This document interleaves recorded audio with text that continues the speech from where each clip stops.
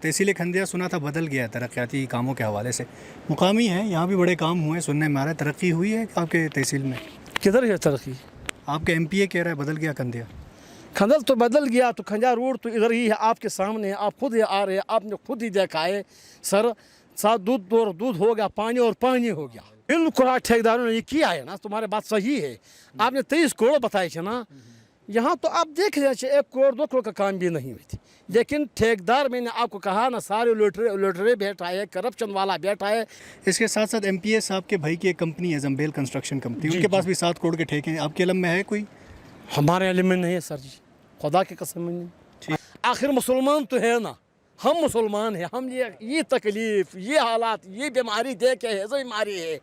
बिस्मिल्लाहिर्रहमानिर्रहीम, अस्सलाम वालेकुम वरहमतुल्लाहि वबरकातुहू। उम्मीद है आप सब लोग खैरियत से होंगे। नाज़रीन, मैं इस वक्त तहसील खंडिया विलेज कौंसल बिरिती के मुकाम पर खड़ा हूँ।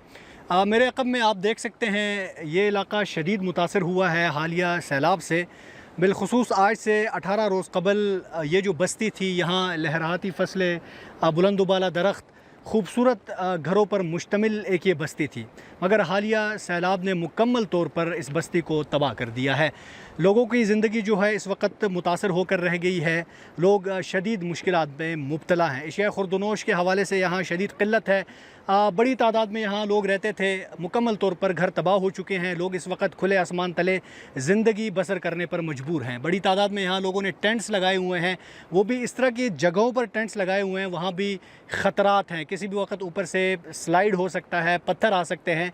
लोगों की ज़िंदगियाँ इस वक्त मुश्किल में मुब्तला हैं। बड़े लोग हैं यहाँ, उनसे हम बात करेंगे, उनसे हम जानने की कोशिश करेंगे कि उनको क्या मुश्किलात दरपेश हैं। हुकूमत की जानिब से अभी तक कोई दादरसी की गई है या नहीं, क्योंकि ये वो ख़ित्ता है, इस ख़ित्ते से कोहिस्तान की नुमाइंदगी की जा रही है। यहाँ से एक एमपीए मुंतखब हुआ है, एक एमएनए मुंतखब हुआ है। उस हवाले से भी हम जानने की कोशिश करेंगे उनकी क्या कारकर्दगी है। बढ़ते हैं यहाँ की जो मुकामी अवाम है उनकी जानिब। नाज़रीन, बड़ी तादाद में हमारे साथ यहाँ मुकामी लोग हैं, इनसे हम बात करेंगे इनको क्या मुश्किलात दरपेश हैं। बढ़ते हैं मुकामी लोगों की जानिब। अस्सलाम वालेकुम।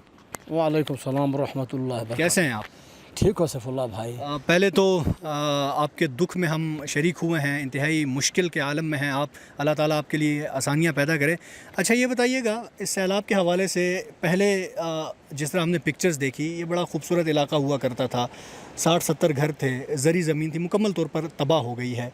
इंसानी दिमाग तस्वर भी नहीं कर सकता कि ये इलाका उस तरह का था। क्या कहेंगे इस हवाले से?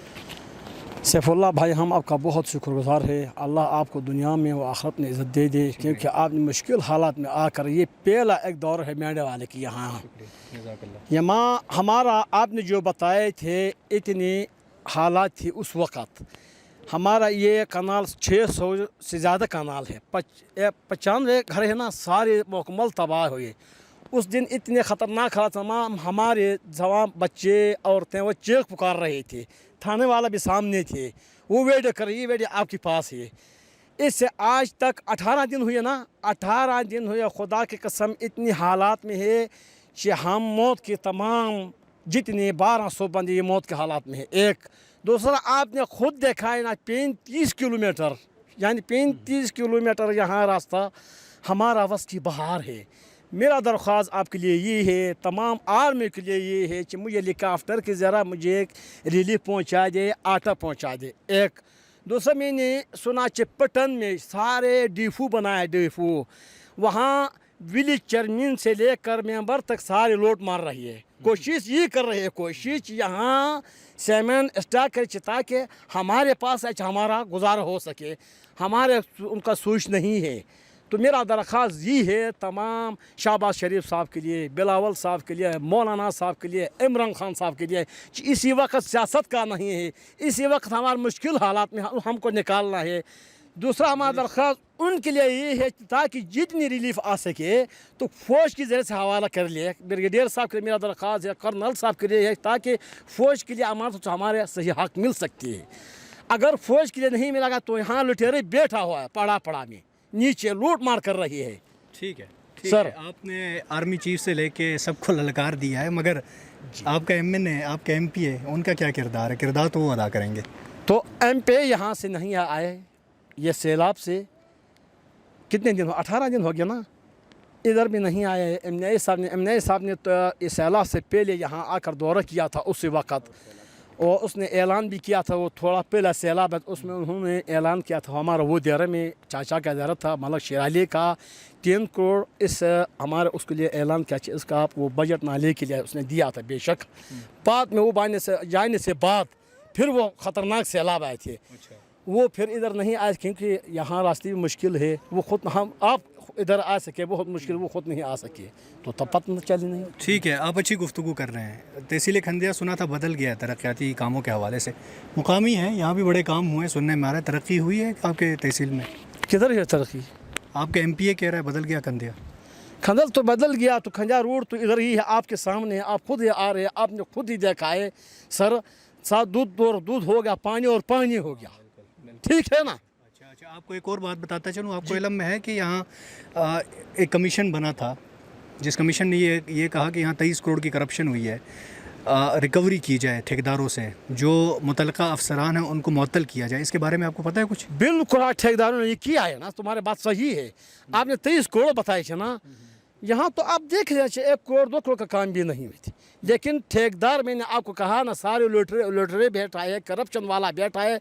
ठेकेदार को पैसे मिल गया तो उसको आम के लिए ज़िंदगी की उसको ज़रूरत नहीं है। अच्छा, एक और नाज़रीन, मैं यहाँ आया हूँ, यहाँ लोगों को नहीं पता कि आज से 10 माह कबल एक कमीशन बना था, कमीशन की कार्रवाई हुई, फिर सारी चीज़ें मंजर आम पर आई और करप्शन की जो सारी चीज़ें थी वो वाज़े तौर पर सामने आई हैं।